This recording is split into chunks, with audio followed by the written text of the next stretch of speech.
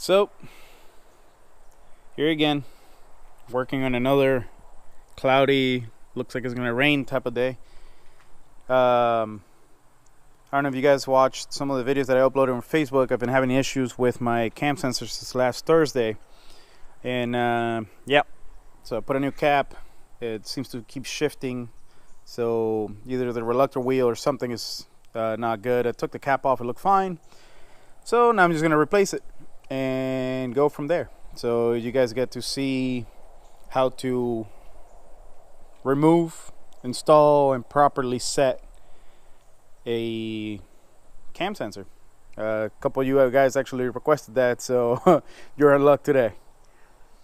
So here I'm going over pretty much what it's involved with this job. So you're gonna have to take out the intake tube. If you have any other stuff hanging over the area, you might want to get it out just so you have access and you can wiggle around the cam sensor itself. So now that everything is loosened up, you're going to have to use a 14mm socket.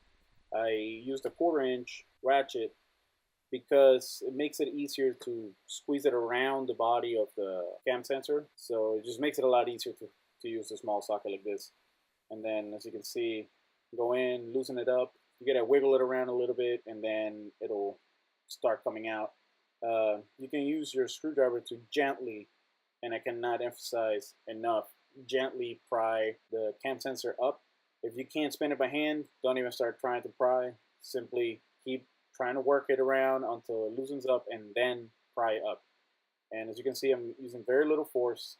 It's not even bending the long screwdriver. This way you won't run the risk of breaking the body of your cam sensor, which can be rebuilt.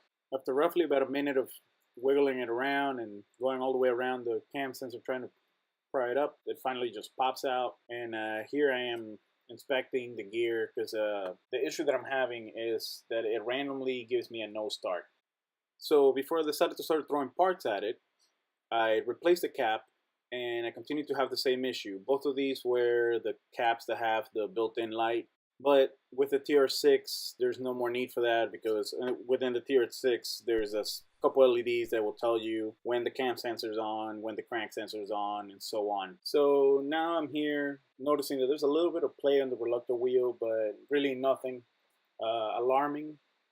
There is some wear on the bottom bushing, but again, I can't find anything really wrong with it other than the little play on the top. I could tell that the wave washer was very weak.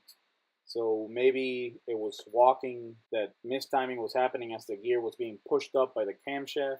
Honestly, I don't know if that's enough to cause the issue, but I'm to the point where I gotta start throwing parts at it. And so here you see them side by side. This is the unit that I was blessed enough to get from Ave. This is a NOS AC Delco camshaft sensor with the cap and everything. I felt kind of bad putting this into my car because there's some purists out there who would probably kill for this. So thank you, Abe. You have no idea how much I appreciate it. So anyways, enough with the bromance.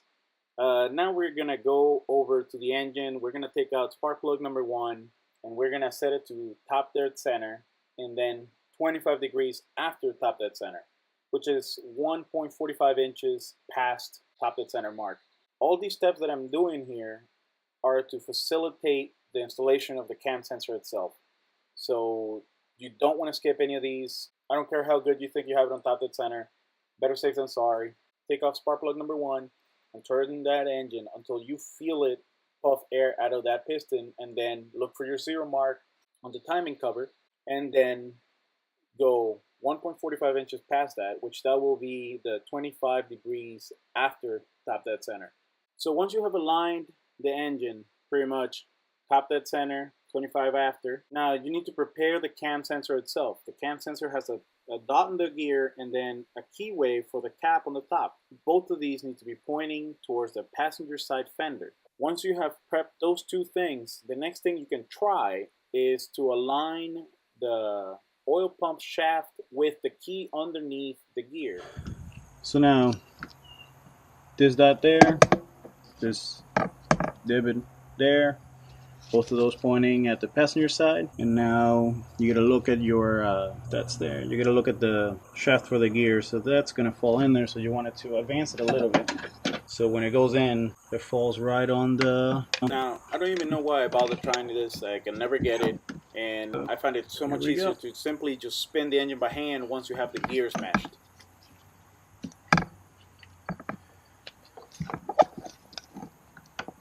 Oh, hold on. So now, I forgot to lube that. That's what I went to do right now. I just went to lube that over.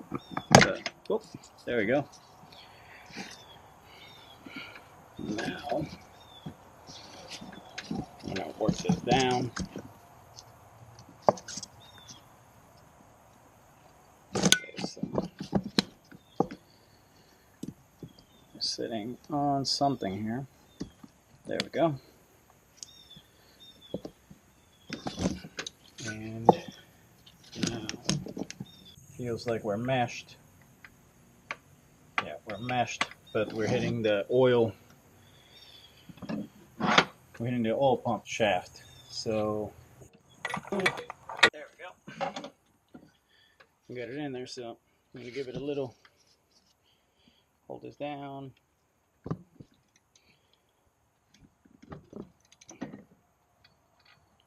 Nope.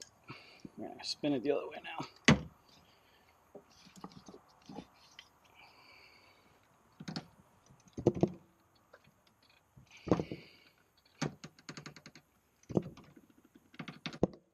There we go.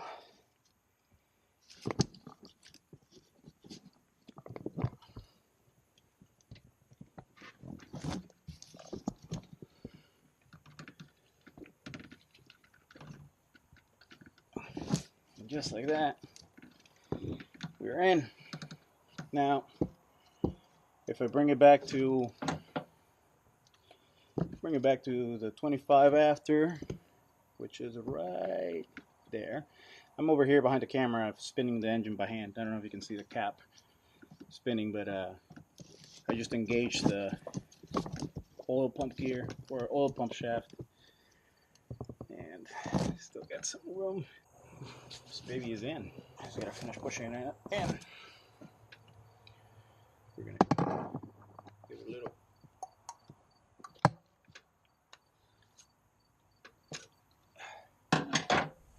So anyways, now this is just loose. Now I gotta get the cap on there, play with it for a little bit.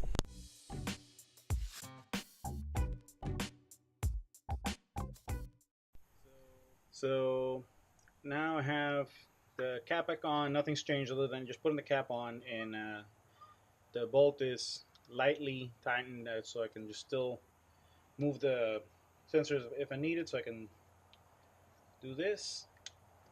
And now the light, oh, is that on or out? It's out. So according to this, I should have to spin it, so it might be already where it needs to be. And, whoa, well, that spun it a lot.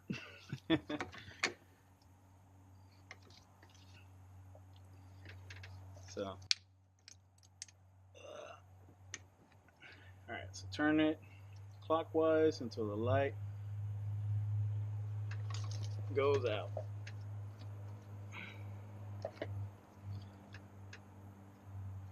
So light goes out right there. Now you can see that. And come on, light, go out. Turn it. Bam. Right. So now so the LED goes out. Now we're gonna turn it till it turns on. Come on, turn back on.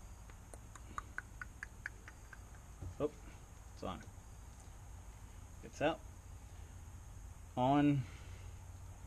And some people say that if you run it an 1/8 to 1/4 inch into the on light, it runs better. So we're gonna see that. I mean, we're gonna see what that means in cam sensor facing when we look at it over here in degrees. So to me that was roughly an 1/8. Could have been 3/8. No, that's 3/8. That's more than a 1/4 inch. Never mind. To me that was more or less an 1/8, not quite a 1/4, maybe 3/16. There we go. and we'll see however that adjustment, whatever amount of degrees that adjustment gives me based on this.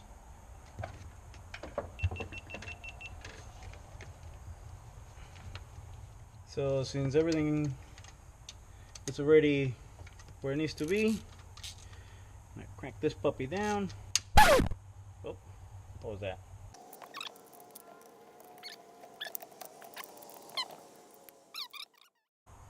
So now that everything else is buttoned up, I'm gonna crank this puppy down and go set the facing mode on the tier 6. Well, after I plug everything and put everything back on here. Now let me get this out of the way before I forget it. So I need to find my plugs. Plug 1, plug 2. Where are you, cam sensor plug?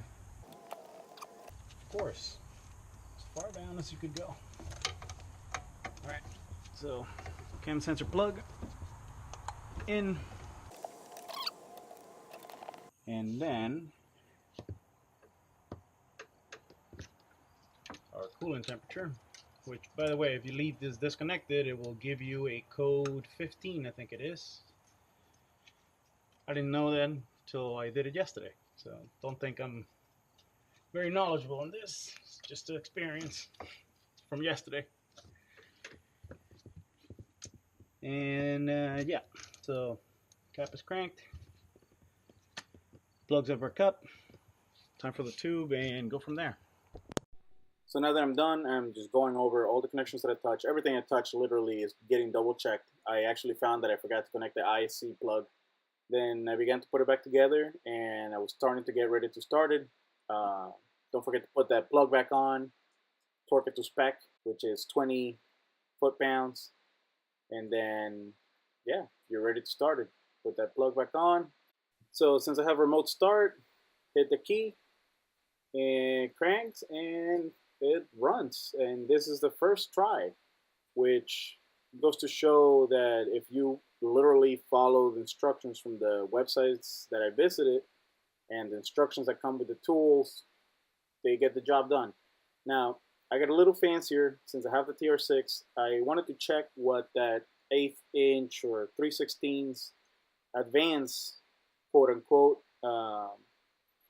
would do. And for whatever reason, it retarded it. Actually, roughly 10 degrees. But I could have done something wrong, so I'll leave it at that. If you follow instructions, you get it done. Just got the tripod in the mail, so you guys get a new angle. But I just wanted to let you guys know that everything that I did here was gathered from different websites, the forums on Facebook, turbobuick.com, and Vortex Buicks, or Vortex Buick, or Vortex Buicks, something like that. Anyways, all of this was gathered from those sites. I wasn't born knowing this. It does feel daunting, especially like the first time I did this. It felt a little daunting, but once you get it down to where you know what to do, and you just set everything up, that cam sensor literally drops right in. The one thing I will tell you though, don't try to cut corners, because you're just complicating your life. Always take out that number 1, put your finger on the hole, and then just turn it until you feel air coming out. Get it to the 0 mark, 1.45 inches. Past that is your 25 after. Line up your dots, drop the sensor in. If you have an adjustable cap, follow their instructions. If not, use the cam sensor tool, which is what I showed you. And it just like that, it's done. And actually, that 1/8 inch into the light seemed to have retarded the cam sensor. I don't know, maybe I just did it backwards. But based on this right now, well, using the tier 6 and the facing mode, right now I have it 5 degrees advanced, because the 1000 is 10. So yeah, it's roughly 5 degrees advanced, which makes me wonder even further how long I've been running with that cap bad, because I haven't been able, since I installed that, I've never been able to run advanced. It's always been retarded. But regardless of that, hope you guys enjoyed. Please subscribe, share this with anybody that might find it useful. Hit that like button, and I'll see you in the next one.